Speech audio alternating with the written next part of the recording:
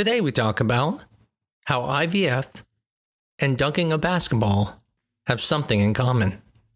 I'm Dr. Mark Amols, and this is Taco Bout Fertility Tuesday.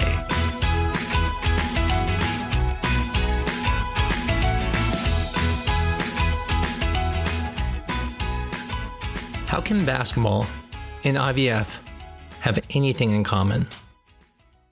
Well, strangely enough, they do have things in common, especially when it comes to dunking a basketball. Today's show is to help those who have gone through IVF and haven't got lots of eggs like some people. And why do some people get so many eggs than others? And yet the bigger question, does it matter? Now, when we think of IVF, what we usually think of is ovarian reserve testing. That, we are told, is what's going to determine if we have good success or poor success with IVF.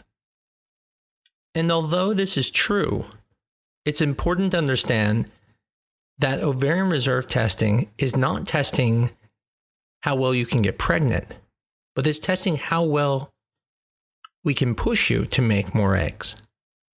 If you heard my podcast on egg quality, we talked about the analogy of green and red M&Ms, where the green M&Ms were the good eggs, the one with normal DNA, and the red ones had abnormal DNA. And so we talked about how really that's what helps you get pregnant or not, because it doesn't matter how many eggs you make, doesn't how many embryos you make.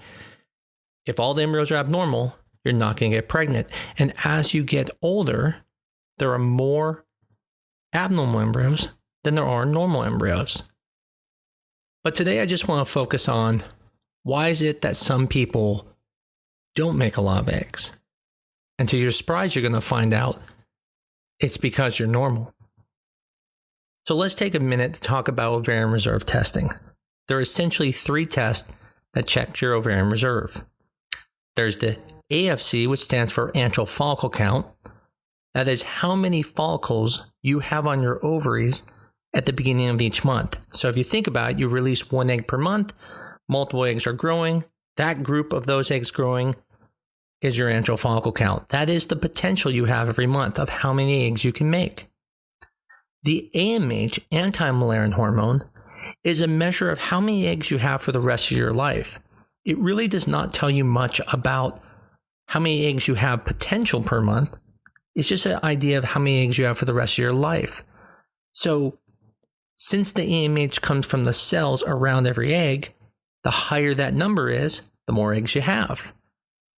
If that number is lower, then the less eggs you have. And so the thought would be is if you have a higher AMH level, you should be able to get more eggs. But we'll get back to that in a minute. The last tests are called cycle day 3 labs. Now this test is looking at how much hormone does your brain have to make an egg release. I always tell people think of this like a car engine. Brand new cars like the 2021 Prius take a little bit of gas to go far because their engine is state of the art.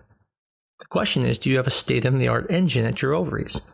If less hormone is coming down and you're still making lots of eggs, then we know the ovaries are responding well. If lots of gas is coming down, then the problem is that means your ovaries aren't working well. And this can affect the result of IVF.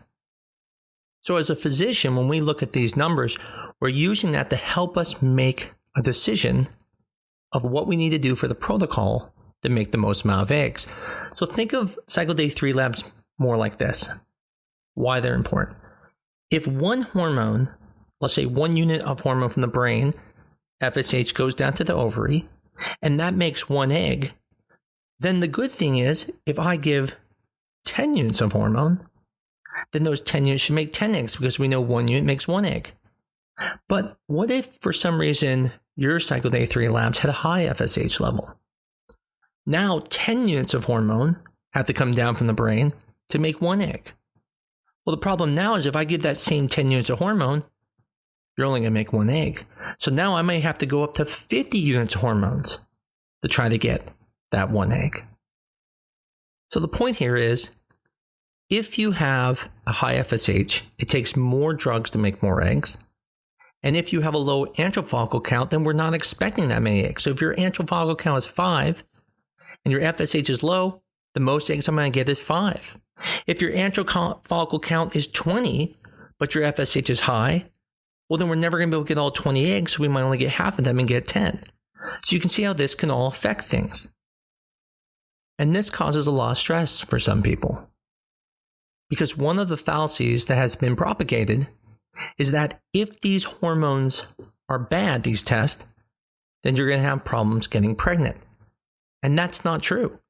Matter of fact, the hormones and the antral follicle count and the AMH are just tools for your doctor to use to determine the best plan for you. Now, yes, if they are severely bad, like your FSH level is around 30 or 40, or your antral follicle count is 1, or your AMH is less than 0.1, then yes, that does mean things are very dismal. But for everybody else, an AMH of 1.5 isn't that much better than an AMH of 1.2. A FSH of 11 isn't that much worse of an FSH of 10. But the problem is, people look at it that way. But the most important thing is that women aren't supposed to make a lot of eggs. Sure, you hear about these women who make 40 eggs, 30 eggs. It does happen. But the thing is, those patients are unique. They're not the norm. Matter of fact, we only expect most women to get somewhere between about 12 to 16 eggs. And that's a good stimulation. So then, how does any of this have to do with basketball? Well, you see, I'm 6'2", and when I was younger, I wanted to be a basketball player more than anything. And one of the things I wanted to be able to do was dunk a ball. And I practiced, and eventually, I was able to dunk a ball. Now, don't get me wrong. I couldn't in the middle of a game. I had to just be doing it on my own with no one guarding me. But the point is, one of the things I learned is that anybody with enough practice can play basketball. Anyone can learn to shoot a ball. Anyone can learn to dribble a ball. But being able to dunk a ball was something very unique, which most people on earth can't do. If someone came up to you who was 5'10" and said, I'm really good at basketball, you wouldn't say first, well, can you dunk a ball? Oh, then you're not good. Because that measure is something we know is very difficult to do, and most people can't. Well, the same thing comes with IVF. Most people can't dunk a ball, meaning it's normal for women to only make 12 to 16 eggs. A woman making the 30 to 40 eggs is unusual.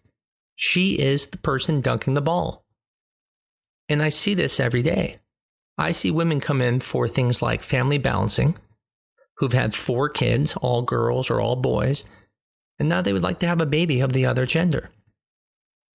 And one of the things I have to explain to them is that although they're very good at getting pregnant, such as playing basketball, that doesn't mean that they're going to be good at IVF, which is like dunking a basketball. Now, this seems strange. You would think that someone who's got pregnant a lot should easily be able to do well in IVF.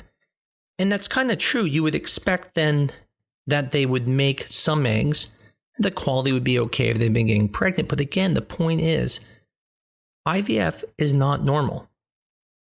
Most people are not going to respond making 20, 30, 40 eggs. That is not normal. Having those type of expectations are just going to lead to a letdown and make you feel like you're not going to be able to become pregnant, thinking you can't play basketball. But the thing is, you can. You just can't dunk a ball. But nobody can. Only a few can. In the end, my goal was to set some type of expectation for people to understand that you're not going to make a lot of eggs, and that's normal. That does not mean you're not going to do well at IVF, because you know that the goal of IVF is to get a good embryo. Now, sure, people who make more eggs do have better chances because they're getting more chances. But the thing is, Don't worry so much about how many eggs you didn't make. The goal is to make as many as you can make. Meaning, think of your doctor like a coach. Their goal is not to make you into LeBron James or the Michael Jordan. That's impossible. They're superstars. The goal is to get the best out of you. So, if you are Steve Nash, then they want to make you the best Steve Nash you can be. Don't ever be disappointed or compare yourself to those people who can dunk a ball. Because again, that is not the norm. You are. As always, I always appreciate everyone who listens to our podcast. I'm sorry we are still at every 2 weeks, but until coronavirus goes away, this is just too hard to do weekly with my family around. If you have time, please review us on iTunes or other places to help spread the word, and tell others about us if you like us. I pray for all the patients, even if you're not mine, that you have success with whatever treatment you're doing. And look forward to talking to you again on Taco Bout Fertility Tuesday.